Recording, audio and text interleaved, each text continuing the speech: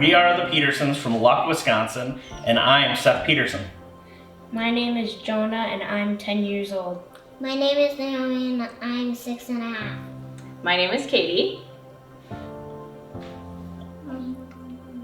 And this is Margaret and she's 5. We had a terrible storm here in town and trees were down all over the place and our house was damaged. The storm was on a Friday and that was pretty devastating.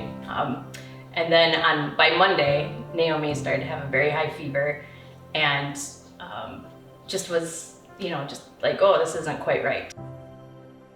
Tuesday, we took her into the doctor and they thought it was a virus or that it might be a tick bite, but we're just supposed to, nothing to be concerned about. And then by Wednesday, when we woke up, because she slept with me that night, that her breathing was a little funny, things just weren't right. And then at that point, her leg had started to swell up. She couldn't walk on it. And she couldn't walk on it. So then, we ended up in the emergency room and they're like, there's nothing wrong with her. It looks like she has strep. It's like, well, that's not strep. Like what? Strep doesn't make your leg swell up. So I had previously had a blood clot in my leg at one point. So I just said, you know what, this looks similar to that. Can we just get an ultrasound to make sure it's not a blood clot? And sure enough, that's where they found that she had blood clots there. And that was then the trigger to then get us to Children's. We took an ambulance ride down. Even then, we had a few hours where people were, we did a bunch of x-rays and there was a orthopedic surgeon from the U was there taking a look and they just couldn't quite get it. Meanwhile, her vitals are dropping and Yeah. things are just getting a little weird, like very just scary. Starting to get scary.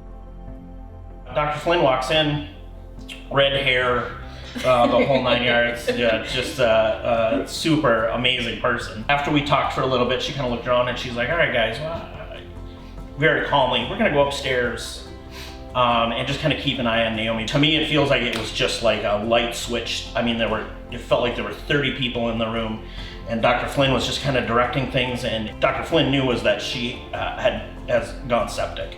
It went from, we're gonna watch Naomi to, there's something super serious going on here. It was full on panic. You can't even, mine is just racing. How did we get here? How did we get to the PICU? We had to leave the room and go sit down at the end of the hall where, who knows how many hundreds of parents have sat in those chairs. But we kept seeing people come and go and racing in and out. Because at this point, she's so dehydrated, they can't get the central line in her neck. They can't get anything to any IV in whatsoever.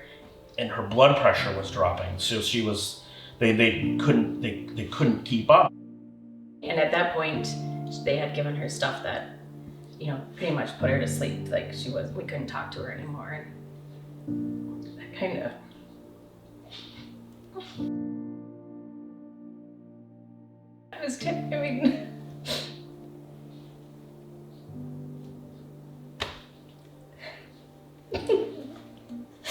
I thought we were gonna lose her. Really did.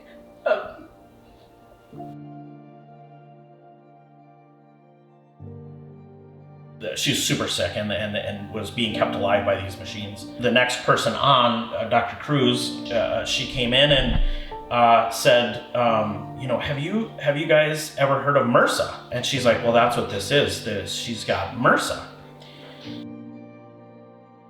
I think they did a surgery the next day and they went in and cleaned out the bone and they got as much as they possibly could out. And by that second surgery, so we were probably there 3 or 4 days by this point, was the one that at least started turning her test results kind of back in the right direction. She was in her medically induced coma for 20 some days, a little over 3 weeks. And then it was the day after her birthday, so she celebrated her 4th birthday while she was asleep. She was sleeping. But then it was the next day that they started to back down the drugs. We went from mid-July to where at the end of September, we were discharged and then sent to Gillette for physical therapy. So the way this works, or the way it works for Naomi, is that infection pretty much turned that bone into styrofoam. That's how I describe it. And so we were excited that we finally got to leave Children's, and it feels weird to say it because I love that place. Like it's, I mean, there is no greater place on earth than Children's. But we got to go. We went to Gillette, and Gillette is equally as an amazing place. And we started rehab, unfortunately, during that time, and we knew this was a risk the whole time. Her leg broke, and it broke right where that area of bone had been damaged so bad. And so from that point, there wasn't anything more we could do for rehab, and so it was time to leave the hospital. For us, everything stopped. We had no idea if we were gonna make it back to work. Seeing day after day and knowing we were in the PICU for, you know, a very long time, and how much that costs per day. And like, we didn't know what our insurance was going to cover. You know, there was nothing we were going to do differently, of course, but like coming out of this, you start to kind of freak out of how much are we gonna owe, and where is that gonna come from, and are we, you know, depleting everything? I mean, there were,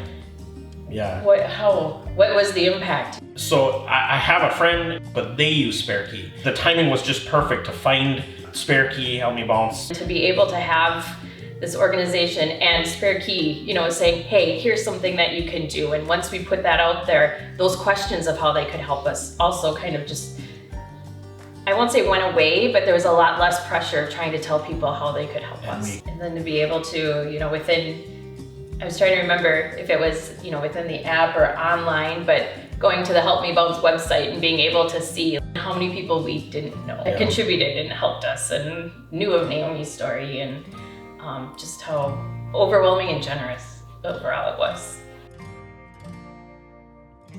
You know, everyone's thriving, everyone's doing great.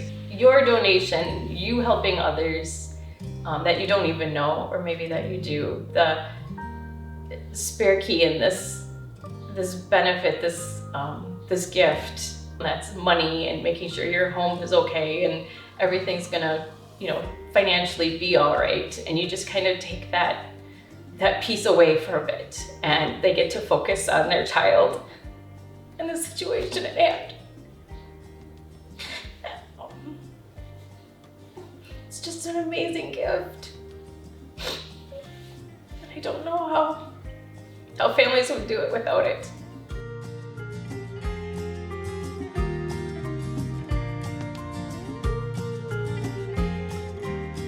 Thank you for seeing us, thank you for hearing us, and thank you for finding us.